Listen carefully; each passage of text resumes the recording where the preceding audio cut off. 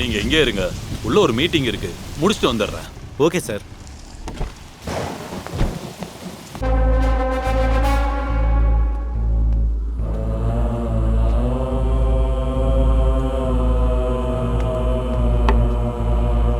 பேச்சுவார்த்தையெல்லாம் முடிச்சதுக்கு அப்புறமா குடிச்சா நல்லா இருக்கும். சந்தோஷமா இருக்கும்போது தான் குடிக்கணும், டென்ஷனா இருக்கும்போது இல்லை. நான் ஏன் சொன்னேன்னு புரிஞ்சுதா?